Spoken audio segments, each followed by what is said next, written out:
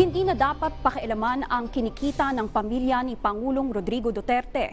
Buwelta ito ng Pangulo sa iniulat ng PCIJ hinggil sa mga negosyo at ari-arian ng Pangulo. May ulat si Pauline Requesto.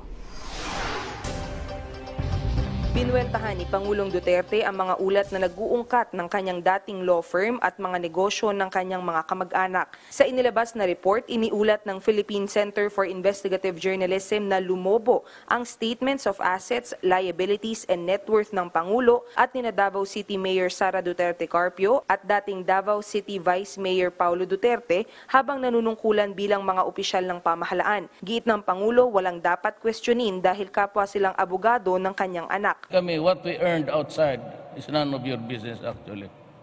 Yung na may mga negosyo kami, may mga law office kami. You know, you have to have a law office because there is an election every 3 years.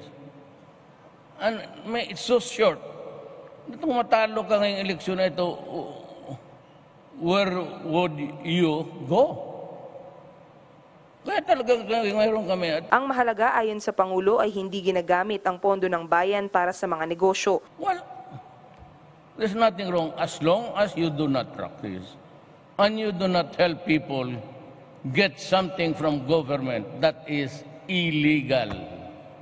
Yan ang tingnan nila. Hindi yung mga law office namin and what happened to our business partnership. And as long as it is not the people's money, I don't give a Ibinahagi rin ng Pangulo na galing ang yaman niya sa inang si Soledad Duterte. Aniya, nakatira siya sa bahay ng ina sa loob ng mahabang panahon at iniwanan umano siya nito ng pera. Hoy, yung mga dilaw, all the time I was with my mother. Baski na noong mayor na ako, ang nagpapakain sa akin, nanay ko. Yung nanay ko ang may pera. Yun ang nanay ko nag-iwan ng pera sa amin. Pero kung magkano, bakit sabihin ko sa inyo? Sa huli, binigyang diin ng Pangulo na nananatiling prioridad niya ang pagtiyak ng kaayusan at pagsawata ng korupsyon sa pamahalaan. Pauline Requesto, para sa Bayan, Iloilo City.